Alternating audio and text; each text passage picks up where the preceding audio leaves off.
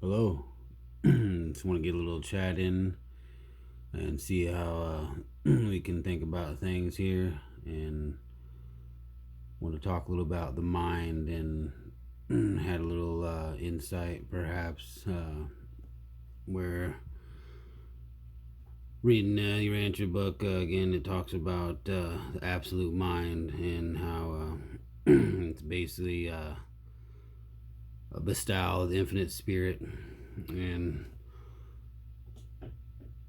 here's how it breaks down to me. So pure spirit doesn't need consciousness. It says basically here that let's find it. Pure spirit is innately conscious and identifying.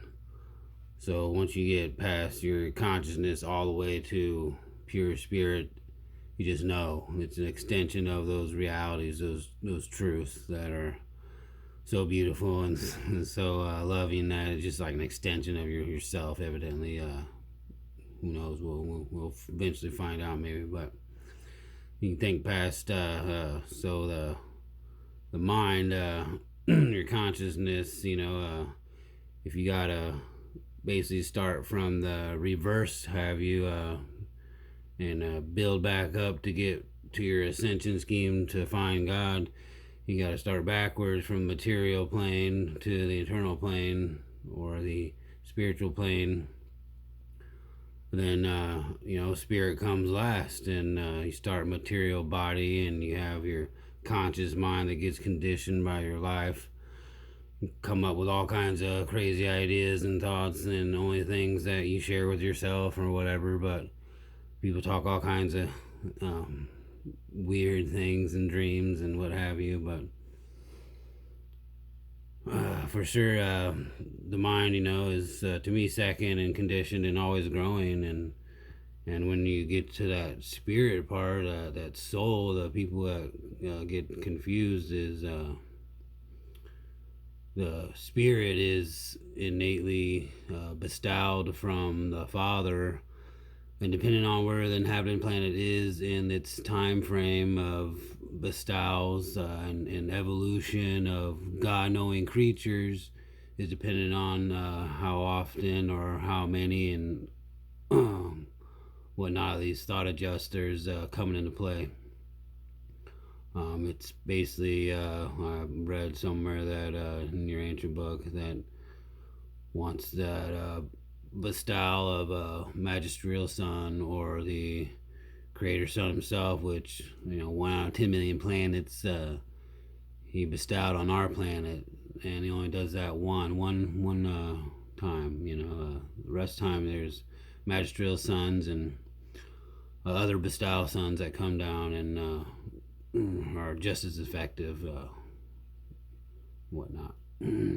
But there's other bestowal sons that will come to the planet multiple times, and we're hopefully going to be on the verge of getting a new one. And even in the Bible, it has future glory underneath Romans, and I'd have to check exactly. It just comes to mind, but definitely talks about unrevealed things, and depending on how you want to interpret it, to me it says that there's still help on the way for sure, and there's definitely a song about that too, and it's awesome.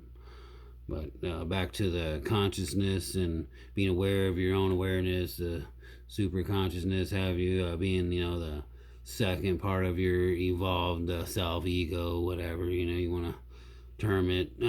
You get down to that spirit, though, that father fragment that is indwelling inside each and every one of us, all you, everybody, and it gets there, and it starts to testify to your soul and basically build up your soul by when you're in alignment with the Father's will, and doing basically loving things and being loved, and that comes as almost nurturing from the get-go. And so most infants get loved right away for sure, and that's what they know. And the only other, we all know other infants are not happy the rest of the time. And so it's once that mind comes into play, though, and that love diminishes all the time, 24/7, you just can't cry to get what you want.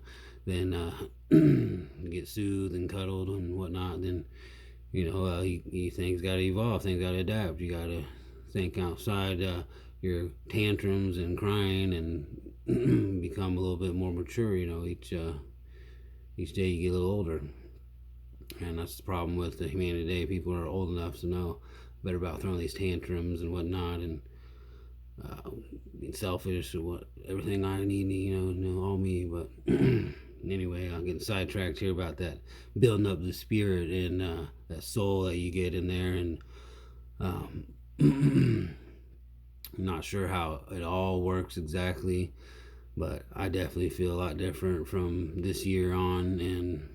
And when pretty sure in the Bible, and Jesus tells Nicodemus what the requirement is to basically step foot or become part of the spiritual kingdom of heaven. And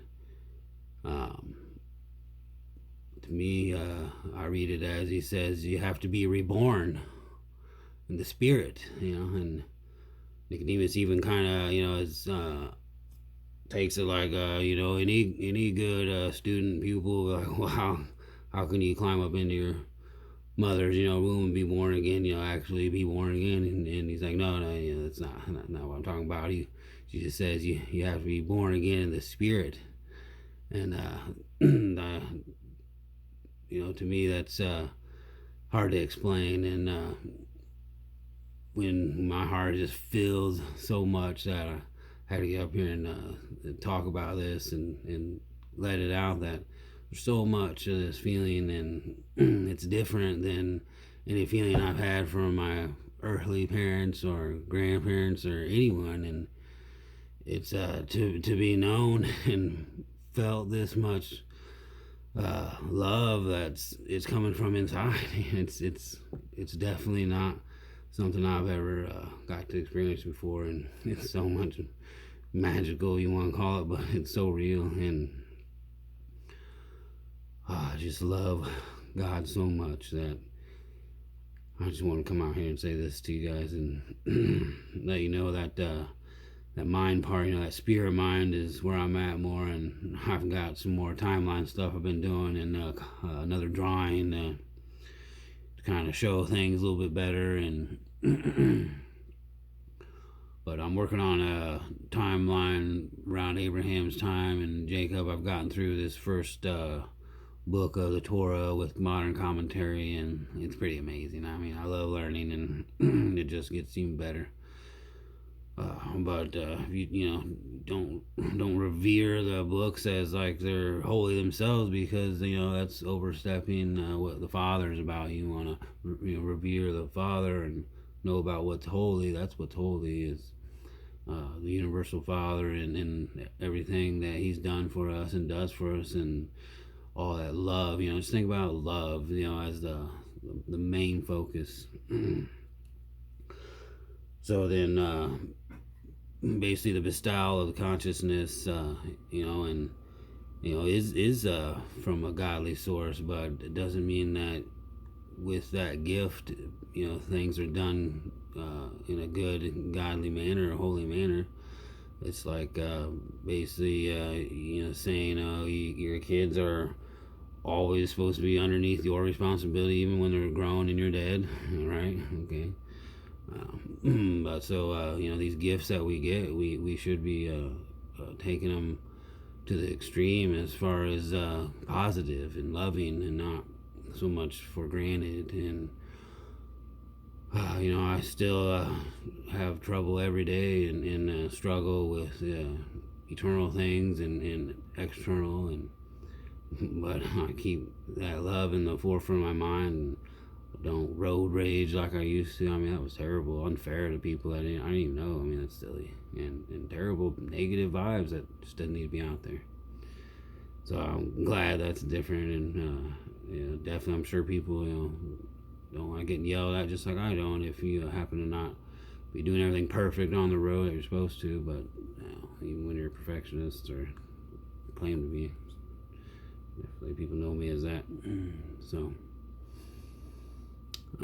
anyway, So I'm thinking, Jesus pretty much explained it, as far as there's a requirement or something to get in the spiritual kingdom. And according to the entry book, there's a morantial level, and that's the actual level that your soul will be judged by the censors and whoever else. And so there is some perhaps different outlook there on doesn't mean you should change being good down here if you're like, oh, I'll just die and have a chance wherever. I mean, that's silly too. And raise your kids in love just like God loves us. And it's been going on the whole time. There's been no disunity of God's love from the get-go. It's only been our silliness and our inventions of we gotta have a sacrifice so there's atonement or whatever, and those guilty feelings from wherever they creep up from, the certain taboos of primitive